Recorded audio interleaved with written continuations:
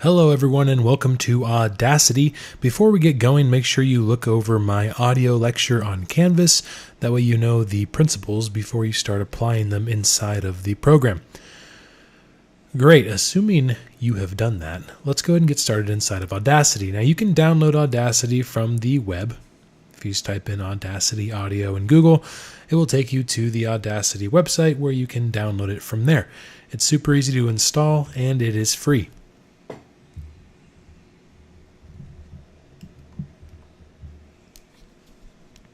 Now once you install the program on your computer, it's going to open up, and this is what you're going to be faced with. Yours may be a little more recent than mine, but the interface is pretty much identical. Now up top we have what I will call the menu bar, where we will save things, import things, create new tracks, etc., etc. Down below we have our interactive buttons: pause, play, stop, go to the beginning, go to the end, and record. Right next to that, we have our 6 tools stacked on top of each other. We'll get to those here in a second. And then over here to the right, we have our mic input volume and our playback input volume or level. If you have a microphone plugged in, and that's the way you're going to record your podcast, you can just click on the levels here for the microphone. Get out your microphone that you're going to be talking in, and you will notice that it will bounce around as you talk. Now again, you want your levels to live in the -6 to -12 range. So if you have to, just come over here to your mic input level, and you can turn this up. That way your voice has more interactivity to it. Now you can see I'm living in the -6 to -12 range, maybe just a little lower. Likewise, this is the playback volume. If your playback is too loud, you can simply turn this down or up. Now, getting started in recording is very easy. All you have to do is hit the record button right here, and it's going to start recording. You're going to see a waveform pop up as you are talking, and that means that your microphone is working. Hit stop once you're done. Now we have a waveform here that we can start to edit. Over here to the left, you see the track information, particularly the track name, the fact that it is stereo, left, right, just like our ears. You have a mute button, which will mute this, essentially turn it off, and you have a solo button, which if you had like 90 different tracks, solo would just single out this one track. Down below that, you have a minus-plus slider and a left and right slider. This one, the top one, the plus-minus, will turn your overall track volume down or up if it's slightly low or too loud. The bottom one, it's just like messing with the panning in your car. If you guys have ever turned the speakers from all the way to the back or all the way to the front or left or right, this is the same thing. This is your panner. It goes from left to right. So if I wanted it to sound like it was just in my right ear, I'd go 100% right, or left 100% left, or anywhere in between. This is really handy if you guys want to make a 2-person interview sound like they're coming from slightly to the left of the stage or slightly to the right of the stage. Kind of gives a nice illusion inside of the headphones. I'm going to keep this in pure center. Now we have some tools that will help us navigate around our waveform. The first one is going to be our selection tool. It looks like a cursor in a Word document, and if you click and drag, this will allow you to highlight different parts of your waveform, even the entire thing. Now once you have a certain part selected, say this was too long of a pause and I wanted to delete this, I could just highlight it, hit delete on my keyboard, and it's going to snap everything forward. Same with this here. So that is the selection cursor. The next one is the envelope tool. An envelope is a way of controlling volume at different parts of your clip. For example, you can tell here that this little piece of my waveform is a little louder than the rest of it. So once I select the envelope tool, these blue bars are going to appear at the top and bottom of my waveform. If I want to turn down this part of the clip, I'd simply click once, click twice and bring down. Click again and bring back up. And you can see you can control the volume of different parts as you go. And then when you play this back, if the blue line is going down, it's getting softer. If it's going up, it's getting louder. Pretty intuitive. And this way you can control the volume at different parts. Again, this will control the master volume. But if you want to control the volume of individual parts, use the envelope tool. We're not going to worry about the draw tool. It's kind of irrelevant now that we know what these two tools do. The magnifying glass allows you to zoom into your waveform. You can also use the plus and minus magnifying glasses over here to the far right. And this just allows you to zoom into particular parts that could be causing problems. The time shift tool sounds a lot fancier than it really is. This just lets you move your clip around. And the multi-tool mode, it looks like an asterisk. This just really is your selection cursor and the envelope tool in the same tool. Okay, so I've kind of destroyed this waveform here for this example. I'm going to delete this entire track. If you recorded something and it didn't sound that good, you just come over here to the far left corner and you hit this X. That's going to delete the entire track. I'm going to get my other microphone out. Makes you wonder how many microphones I have. And then I'm going to record something new for this example. This is a first block of audio.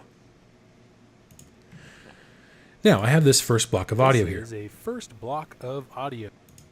If I wanted to record immediately following this first block of audio, I can just click with my cursor where I want it to start and simply hit the record button again. This is a second block of audio. Hit the stop button. Great, so now we have track 1 and track 2. We can control the volume and the pan of each of our tracks. This was not what I wanted. I'll hit delete. Now we have a first track of audio and a second track of audio, and you can continue this process as you go. This is a third track of audio. Great. So this is why you don't have to worry about doing your entire podcast in one sitting. If you record your intro and it was fantastic and then you immediately mess up the moment you move on to your segment, don't worry, you don't have to record your entire introduction again. Keep it, click immediately after it, and just hit the record button to record that next part. You can always keep the things that you like, delete the things that you don't, and re-record anything else. All right, so I'm going to delete these these last two audio tracks. So we have our waveform, and now we want to make everything sound just a little bit better. Well, we have up here under the menu bar a effect button that has all the different types of effects that we can apply to our clip. Now, these are destructive. Once we apply these, we can't go back and edit them. So make sure you know what you're doing before you hit OK. Control Z will go back and undo it. Now, the two that I want to draw your attention to, you guys can totally play with all of these. Some of them are actually pretty fun. But the two that I am going to require for your assignment is equalization and noise reduction. I'm going to do equalization first. So first of all, what is equalization, or EQ, as you may have heard it? Equalization is a graph that you see here. On the bottom are the frequencies of sound. 20 hertz would be like a really low subwoofer. 20,000 hertz would be like a dog whistle, or high pitch frequency like electronics noise, the kind of stuff that you hear in microphones sometimes. Everything else is fair game for the human voice. On the Y column over here, we see a decibel range from 0 to 30 down to -30, which means this green line here allows us to control how loud varying frequencies are. Now, this is remarkably handy in making voices sound better. Now, we all have different frequency tones to our voices, so there's no set position you should EQ to by default.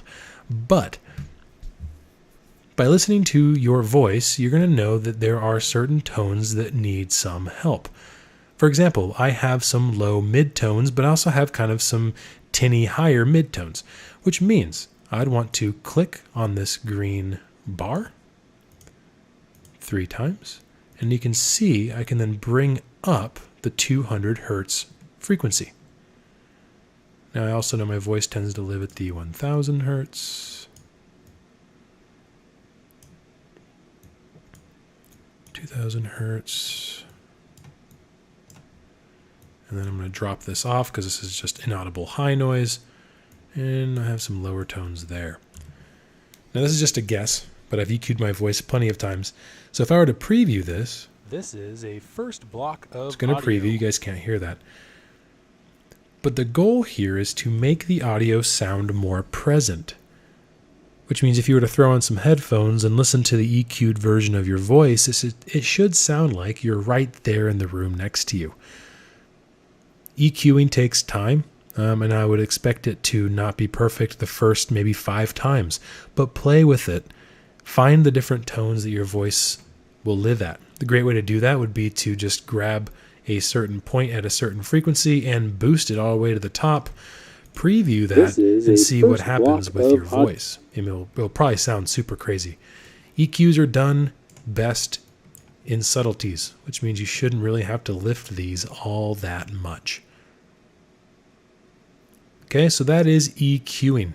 Once you hit OK, it will apply the clip destructively, so make sure it does sound good before you hit OK. I'm going to go ahead and hit cancel. The second effect I want to draw your attention to is noise reduction. Noise reduction is super cool. It will take a noise profile of your audio. It will detect any noise or like background noise, maybe it's electronic hiss or a low rumble, and it will automatically get rid of that sound for you. So I'm going to hit Get Noise Profile. You can see it's a 2-step process. Now it takes you back to your clip. I'm going to highlight a part of my clip that is just noise. I'm going to go back to the effect, Noise Reduction, and I'm going to select Get Noise Profile. It now samples the part that I have highlighted. Now I'm going to highlight my entire clip. Go back to the effect, Noise Reduction. By default, the noise reduction and sensitivity are actually pretty good, so I'm just going to keep them where they are. I'm going to hit OK and watch what happens to my waveform over here. Well, it changed ever so slightly. I'm using a lavalier mic for this, so the noise is already pretty low. But it took out my noise profile from the entire clip. This is super handy if you guys are recording somewhere that's kind of noisy, which please don't record somewhere that's noisy. Go into your closet, in your car, or somewhere that has a quiet surrounding so you can be as loud as you need to and not worry about disturbing other people. So equalization and noise reduction, those are the 2 effects at the least that I want you guys to apply to your clips. Now, as you guys are recording and you have varying tracks, I want to make sure that you guys use the envelope tool to do a fade in and a fade out from the beginning and end of every block of audio. The reason this is important is because if you have 2 clips next to each other, you're going to hear slight pops when one clip goes into the next. That's just the nature of working with audio. So by using the envelope tool and creating these fades in and fades out, that's going to ease us into the different blocks of tape or audio that you have in the program. Okay, I'm going to start from scratch here. Let's say, though, that you want to record an audio file on your phone, which is probably more likely than using a headset through Audacity. You could use something like iPhone's voice memo app or whatever you guys on Android use. You can record that, email it to yourself, and then you can download it to your computer.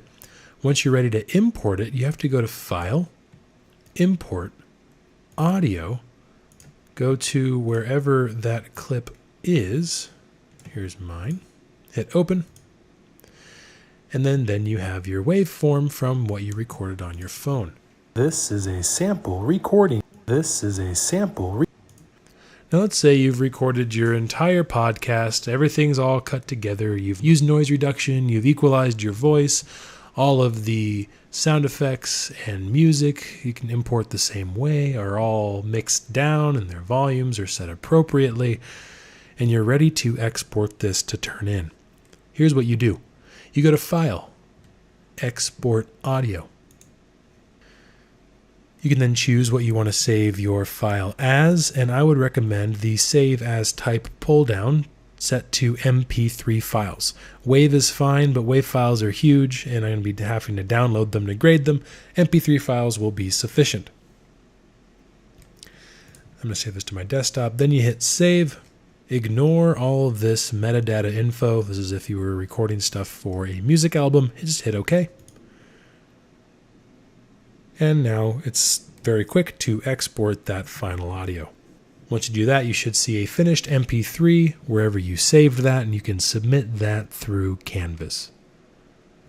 Now make sure that you save your Audacity project by going to File, Save Project As, and it gives you a warning saying this is saving the Audacity project, not an actual audio file. That's great. And you can save this as a .aup file, which is an Audacity project file, wherever you would like, and that will allow you to go back and work on it some more if you guys decide not to do it in one sitting the night before it's due. I'm going to hit cancel. Okay, so that is the inner workings of Audacity. It's super easy to use, and even without this tutorial, you guys probably could have figured out how to use it. So I hope this comes in handy. Reach out to me if you guys have any questions. Otherwise, keep watching this and go back, watch the different steps, do it over again until you guys get the hang of it. All right, happy recording, and I'll see you guys next week.